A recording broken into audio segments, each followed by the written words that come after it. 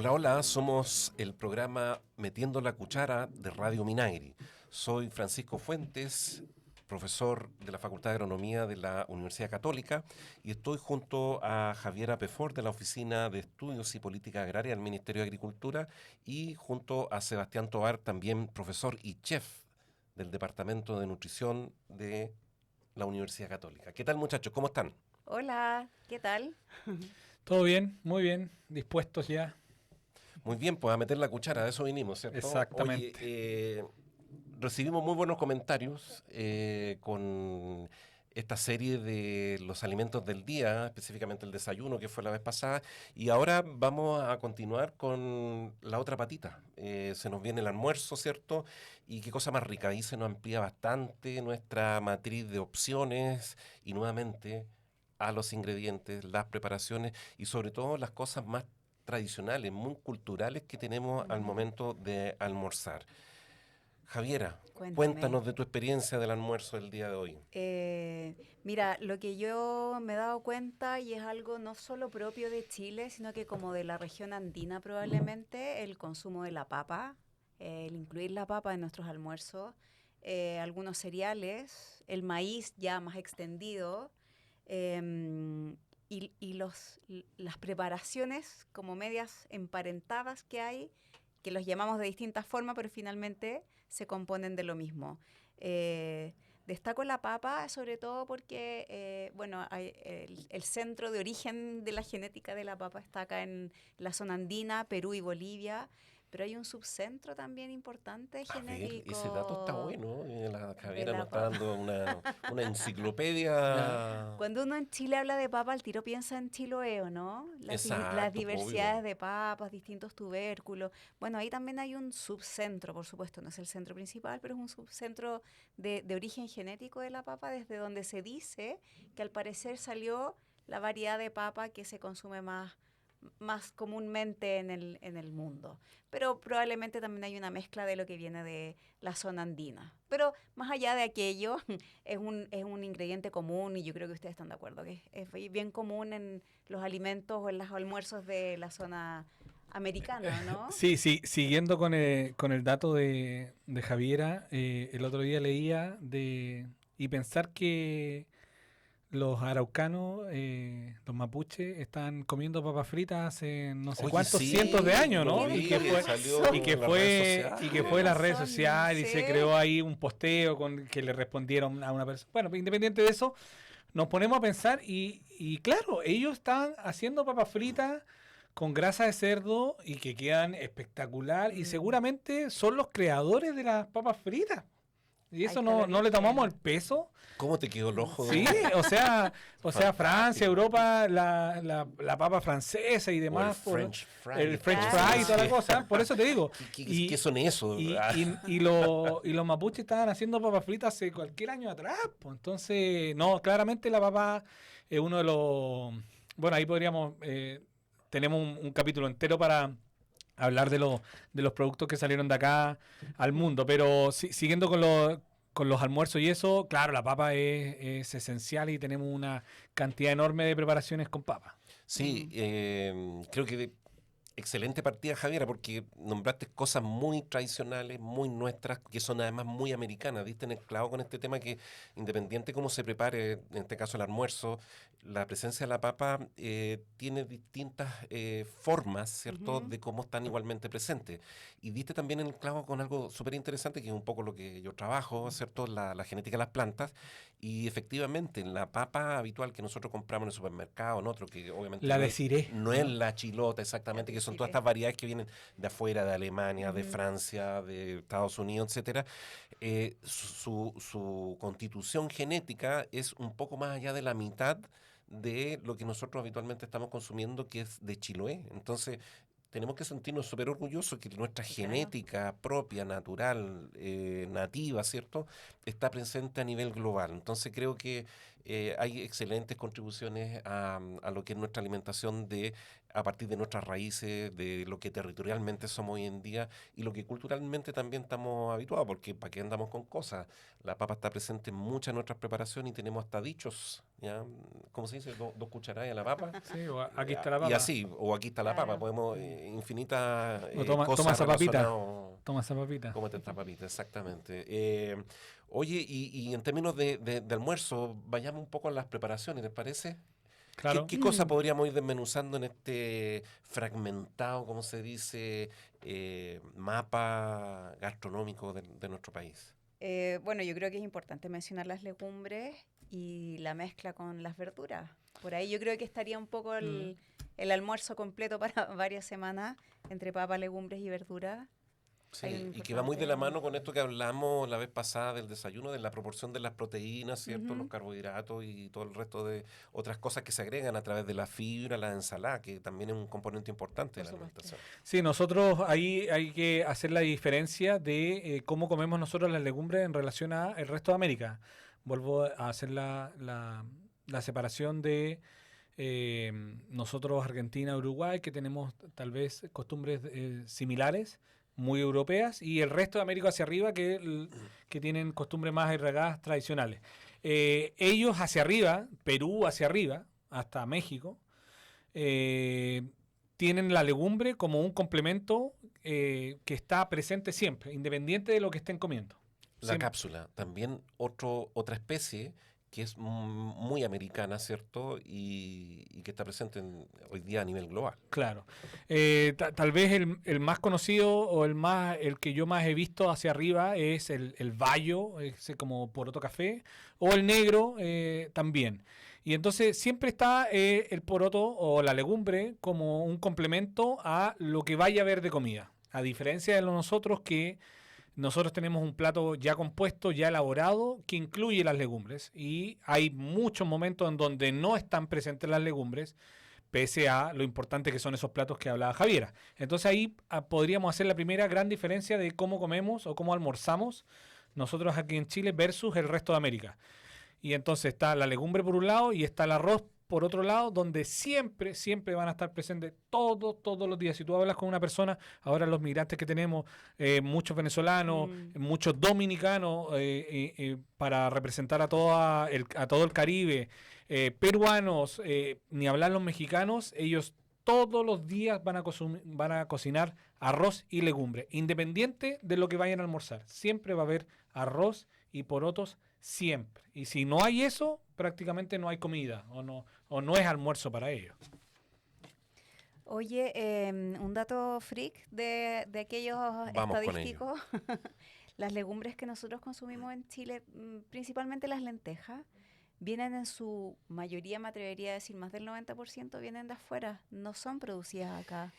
Y ni hablemos de los garbanzos. Bueno. Muy parecido. Canadá parece, ¿no? Canadá. Sí. Canadá, sí. Argentina, China. Canadá es el más importante Mira. en ese sentido, Mira. sí.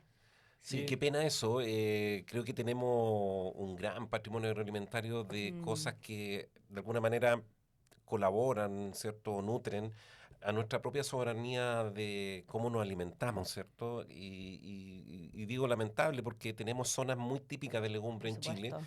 y lamentablemente todo lo que consumimos prácticamente en gran porcentaje viene de afuera.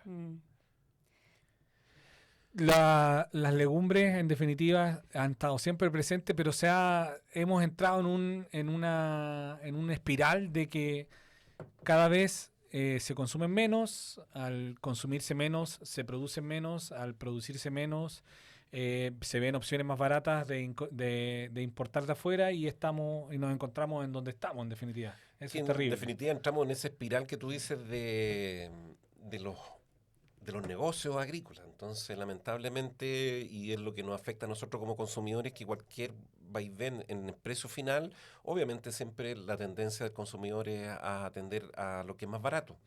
Y obviamente cuando tú tienes menos costos de producción, puedes tener más holgura en el precio final que a uno le llega. Entonces, lamentablemente, nuestros pequeños productores, por un tema tecnológico y varias otras razones que en definitiva encarecen los productos muchas veces, pero fíjate que en el caso del poroto sucede algo bien particular porque el poroto que se produce en Chile existe la tendencia que es más preferido por nosotros, que en este caso somos nuestros clientes, a diferencia de lo que ocurre con el garbanzo y las lentejas, lo cual habla de que tenemos o reconocemos una mejor calidad de poroto que se produce localmente, porque el poroto negro, el poroto rojo, como no es típicamente producido en Chile, no está en nuestra cultura habitual, por lo Claro. tanto entra en otros tipos de preparación, entonces bien interesante la relación de la agricultura, la alimentación, la producción local, ¿cierto? Y esto que hemos hablado de soberanía. La única luz de esperanza que veo yo es que la industria, afortunadamente, vio un nicho en las legumbres ya cocidas, listas para consumo. Y eso yo encuentro que ha ido en aumento. Si uno ve las góndolas en el supermercado, cada vez es más grande ese espacio. Y en definitiva, el problema estaba que la gente estaba dejando de consumirlas porque era tedioso el remojo y luego la cocción muy, muy larga. Entonces dijeron, ya, perfecto, démosle las listas. Traen un poco de exceso de sodio, que no es tanto, que pueden enjuagarse fácilmente y tenemos disponible legumbres muy, muy fácil. Abrimos una caja, la vaciamos al plato y podemos consumirla. Entonces, ahí veo una pequeña luz de esperanza de que aumente un poco el consumo de legumbres. Y tiene que ver también con el concepto ahora, lo que conversábamos en algún capítulo anterior, de comer más saludable. Exacto. Que también la gente toma conciencia de los dejaron de comer, efectivamente hubo un valle en cuanto a la demanda de estos legumbres, pero me atrevería a decir que hay un remonte en cuanto a la demanda de estos porque justamente está ahí el tiempo que uno tiene para cocinar, pero qué tan saludable estoy comiendo en ese poco tiempo que Exacto, tengo. Entonces exacto. ahí apareció la muy buena idea de las empresas de envasar las legumbres y poder tenerlas como el A concepto disposición. gringo dice, ready to eat. Claro. Ahí están listas. Y lo interesante de todo esto es que la idea también es apoyar desde el punto de vista tecnológico, ¿cierto?, a la entrada en mercado de estos productos que son de producción local en su mayoría y que tenemos nuestras zonas productoras que son un clásico en términos de tradición, sobre todo en la región del Maule, Sí. en la región del Biobío, parte del Ñuble también y la Araucanía. Entonces tenemos una gran diversidad por otro, al igual como el caso de la papa que hablamos al principio del programa, el poroto también emerge como un representante de nuestra chilenidad. De hecho, también nuevamente el clásico dicho más chileno que los porotos, y bueno, seguro que hay otros más, está presente con su gran diversidad, ¿no? Así el garbanzo y la lenteja, que son muy ricas, nada en contra de estos dos ejemplos, Mm. pero son introducidos, son originarios de otros continentes, o sea, nuevamente, muy americano, muy local, la papa, el poroto, el maíz, la quinoa, etcétera, y que son base de nuestros almuerzos. Yo quería rescatar algo que habías mencionado, Francisco, con respecto a describir zonas específicas en donde se Exacto, sí. producen las legumbres y probablemente en esas zonas todavía hay un consumo mayoritario de estos productos, pero de nuevo volvemos a algo similar, dependiendo de la zona en la que estés, el ingrediente que predomina o aquella preparación que es más fuerte que quizás en el norte no se consume en el sur y viceversa. Y hay Eh, modificaciones, También, sí, po. de lo mismo, así, estando en el mismo país. Por supuesto. En algún minuto conversaba con el Seba de aquellas preparaciones que son similares o con los mismos ingredientes, pero que son llamadas de forma distinta. Quizás me estoy adelantando No, a la parte dale. internacional, pero No, dale, me Eh, parece Oye, un pero excelente tema. ¿les parece que hagamos como desmenuzar un poco esto que tú señalas, Javiera, pero de norte a sur, pero en Chile? sí, Antes de claro. entrar al plano internacional, que ahí podemos hablar eternamente de almuerzo con estos ingredientes. ¿Qué se come en el norte? ¿Qué se come en el Oye, yo centro, pude en el comer sur? llamo este año, ¿ah? Y me encantó. Me Exacto. encantó. Son La- carnes que no encontramos en todos los lugares. Al Paco, ¿Te si no me acuerdas, equivoco. Francisco, cuando, bueno, tú probablemente la comiste muchas más veces, cuando nos tocó profesionalmente estar juntos en el tema de la quinoa, ir al norte, esta En cazuela Colchane. en Colchane, ¿cómo se llama esa cazuela? Lo más Carapulca. seguro era la La calapurca. calapurca, Y me esa. acuerdo de ese detalle que comí una ensalada de papa chuño, También, exquisita, oye, todo con un queso. Ah, no, descubrimiento esa, la esa papa no la Wow, probé. chuño. impresionante, muy Sí, rico. Ingredientes que son muy locales, ¿cierto? Y que incluso encontrarlo en las ciudades más grandes, pese a que hablamos de la misma región. Cada vez se encuentran más, pero de ahí hacia la zona centro y sur, olvídate, o sea, no encuentras un llamo, no encuentras papachuño, nada. por ahí puede que encuentres algo, pero no se sabe cómo se prepara. Entonces claro. ahí quedamos en la misma, ¿no? Finalmente no consumimos el producto. Muy buen recuerdo. Sí, esa carapulcra es como una... Yo lo acercaría más a una carboná que a una cazuela, por el hecho que va a picar las cositas, razón. pero tiene las mismas características y con más o menos verdura va a ser, yo creo que detalles de la preparación. Y entonces esa la homologamos a una carboná propiamente tal de la zona central, donde lleva carne de vacuno o de res. De res, como Eh, digamos. y después nos vamos al sur y esa carboná le van a poder poner choritos o algún otro marisco y va a ser Incluso una algas. carboná marina y además alga. Entonces, Ujú. la misma preparación cruzó todo Chile y Mira. fue migrando sus ingredientes. Oye, un dato freak de un recuerdo muy bonito que tengo de las calapurcas en Bolivia, porque es algo muy andino.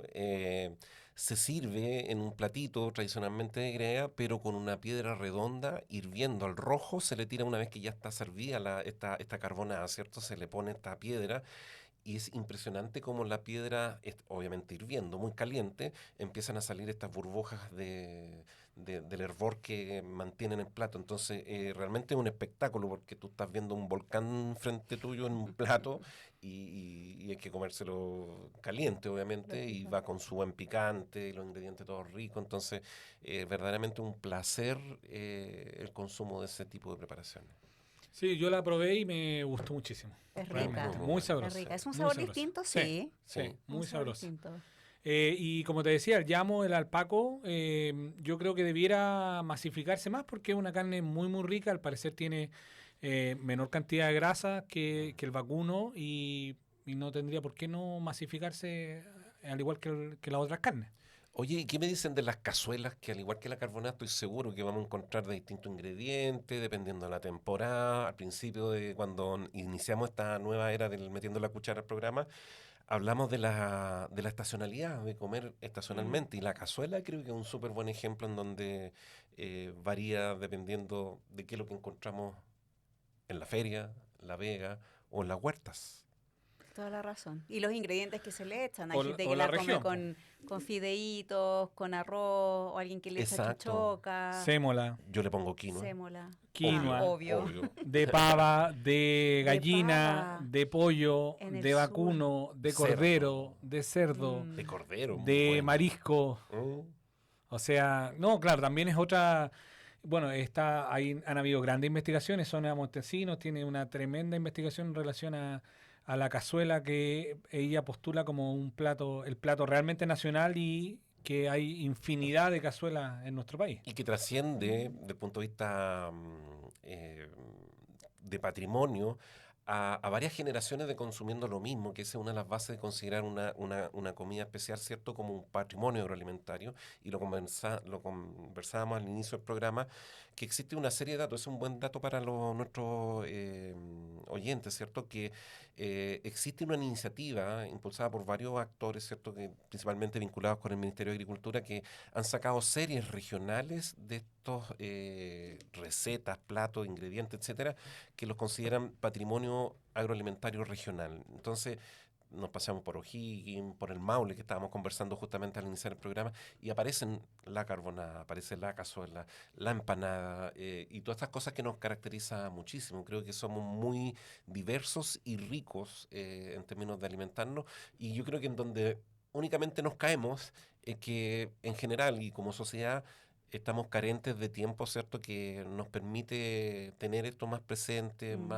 más habituados a consumir esto, porque la cazuela no la consumimos todos los días. La empanada, Es por una verdad. cuestión de facilidad, la encontramos en muchos negocios, pero también no son las empanadas típicas que encontramos en el campo, caldúas grandes, con distintos ingredientes, sino que son cosas mucho más sencillas. Yo generalmente se me tilda de demasiado crítico y me ha tocado poder ir tanto bastante al sur como bastante al norte este último año y nosotros tenemos los libros, lo conocemos, salen en los programas, estas preparaciones de las cuales estamos hablando ahora, pero a su vez, por otro lado, cuesta encontrar y comerlas y poder comprar, ir a un lugar y comprar una carapulcra. O sea, recorrí bastante y en solo un lugar, en un local muy en el interior, había esa preparación. Entonces, lo vemos como, lo estamos conversando como tan emblemático, como tan característico y tan rico, y a la vez es imposible de consumirla si uno va al sector. Y en el sur ni hablar, o sea, el pollo con papas fritas, los completos y los churrascos no paran de Oye, haber. toda la Y razón, entonces toda la razón. estamos hablando de millones de preparaciones que hay, pero uno va realmente in situ y tienen que ser locales muy específicos, muy acotados, donde uno tiene Sí, qué acceso a esa lástima. preparación. Entonces se produce esta diferencia de que por un lado lo estamos enalteciendo, lo estamos rescatando, hacemos libros, una linda fotografía y seguramente está la señora preparándolo, pero por otro lado, ¿dónde lo consumimos? Hasta programa de televisión. El fin de Exacto, semana también. estamos Claro. inundados de programas de Pero sí, televisión en po. distintos lugares del país, Ujú. promocionando millón de picadas que hay. A propósito, también tenemos agendado ahí un programa de picada, porque creo que vale la pena y rescata este mismo hilo de conversación, Claro. en donde hoy en día se ha relevado la presencia de un plato con los sabores típicos, tradicionales, o el sabor típico como de la abuelita que uno lo asocia, Ujú. pero en picadas. Entonces, claro, pasa eso, que ni en la casa ni habitualmente en corriente comiendo en la calle encontramos esas cosas, pero sí encontramos lo que tú decías, pues el churrasco, el mejor completo, el mejor no sé qué, pero que no, Pollo con papas no fritas. son de nuestro ingrediente o geografía gastronómica. Es verdad. Totalmente, totalmente. Oye, y si pasamos a otro, por ejemplo, que estaba revisando, yo estaba buscando una lista de preparaciones que son típicamente chilenas.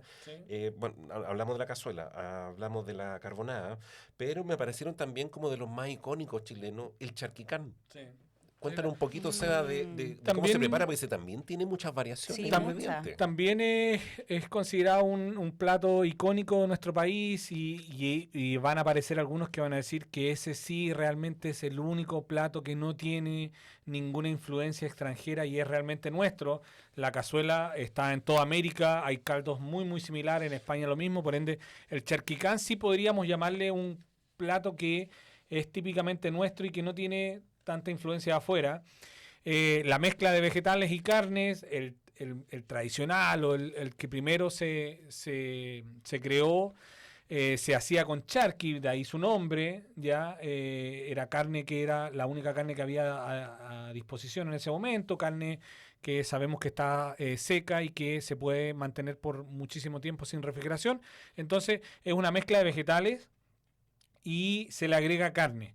La mezcla de vegetales, ahí nos vamos a encontrar con muchísimas recetas que unos le ponen porotos verdes, otros no le ponen porotos verdes, Exacto. o no le ponen arveja, otros no le ponen arveja, pero en definitiva la mezcla de papa, zapallo, zanahoria y carne, ahí van a encontrar con carne molida, con carne picada, con charqui, unos sin carne y que llevan el huevo frito, otros que llevan carne y huevo Infaltable. frito, por ende muchísimas A flor de labio las variantes. Muchísimas, A flor de labio. muchísimas opciones para un plato que sí van a encontrar por ahí que es como el único que realmente es típico chileno. Oye, y la humita yo también pensaría que es como típico chileno. Lo que pasa o que- tiene sus variantes Sí, internacionales. yo creo que, también. Sí, también o se sea, lo puede. que pasa es que la humita sí es típicamente chileno, como los otros platos que hemos conversado, pero las encontramos en otras gastronomías del país, de América, por ende se asume que es una mezcla de las culturas de América. Entonces,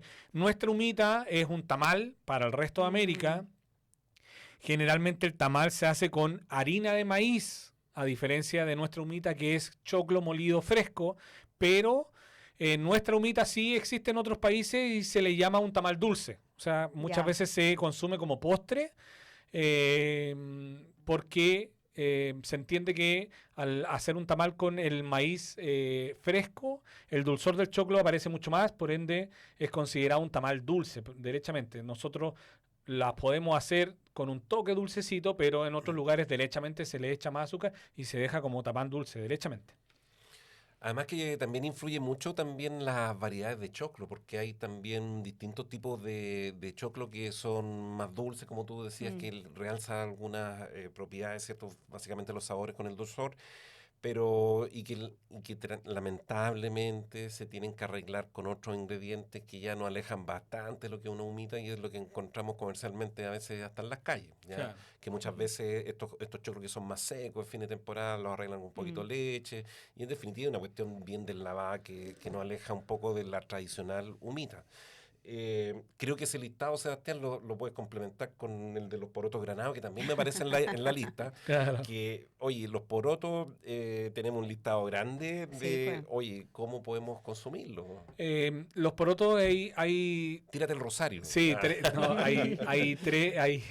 o sea, por un lado está las preparaciones que se hacen con el poroto ya seco, o que comúnmente se le llama poroto burro, poroto tórtola, poroto paloma, que son todos muy similares, pero que son de guarda, entre comillas, un poroto que se La cosechó. legumbre de grano seco. Que se Exacto, llama. que se secó, se mantiene seco y uno lo consume generalmente durante todo el año. Y ahí lo más habitual es un porotos con rienda, lo más tradicional. Dice la historia es que era con cuerito de chancho, ¿no es cierto? Y entonces de ahí venían las riendas y todo lo demás. Ese es uno, ya que es el que, entre comillas, se consume durante el año. Yo considero que cada vez se consume menos, pero bueno, es el que está. Y por otro lado tenemos el poroto granado, que sí, ese nos diferencia bastante del resto de América porque los porotos, o en ese caso los frijoles, se consumen secos. Entonces, rara vez se consumen frescos. A diferencia de nosotros que tenemos nuestros porotos granados, es un poroto de temporada, se cosecha fresco, en vaina, se desgrana, y ahí tenemos 3 grandes preparaciones que son muy similares, pero tienen pequeños matices. Tenemos el poroto granado, donde va el poroto entero, trozos de zapallo y granos de choclo. El famoso con pilco, ¿qué se llama? Por eso, no, pues es el primero el poroto granado, que va el poroto, va el choclo entero y van trozos de zapallo. Van en un caldo relativamente claro, ¿ya? Y donde va esta unión de estos 3 ingredientes. Después esos mismos 3 ingredientes se pican más pequeños y pasan a ser pilco, donde ese caldo deja de ser un caldo claro y empieza a tener un poquitito más, ser más espesito. Y terminamos con los porotos con mazamorra, donde va todo molido en una pasta, en una crema, el choclo, el zapallo, obviamente sofrito, y los porotos van enteros. Y van en esta crema de choclo con zapallo. Entonces tenemos porotos con mazamorra, porotos con pilco y porotos granados, que en definitiva es lo mismo con texturas distintas. Qué entretenido. Oye, Javier, ¿y cuál es tu caballito de batalla al momento de preparar un almuerzo el fin de semana, cuando tenés tiempo, cuando tenés todos los ingredientes y te sale esa chilenidad a flor de labio? Bueno, yo recordarles que en otro capítulo les había comentado que desde que me casé dejé un poco la cocina. Pero porque mi marido cocina harto más sabroso que yo. Ya. Pero sí, mira, a mí los porotos granados en el verano no me los salto. No me los salto, eso me gusta. No requiere tanto tiempo. No, porque para nada. a diferencia de las que son secas, no requiere esta noche Exacto. de remojo en agua. Oye, pero hay alternativas de eso. Yo tengo una olla eléctrica que siempre se ríe Sebastián cuando le cuento mi historia de la cocina eléctrica, de mi olla eléctrica, y no hay que remojar los porotos. Los tenía igual hechos en 40 minutos. Sí. Así Mira, que hay lo voy a alternativas. probar, ahí lo voy a probar. ahí el rendimiento empieza a jugar, pero está bien, está bien. Ya, hay momentos puedes para salir jugando comiendo Sí, porotos por supuesto. como una decisión de Por última supuesto. hora, como un antojo.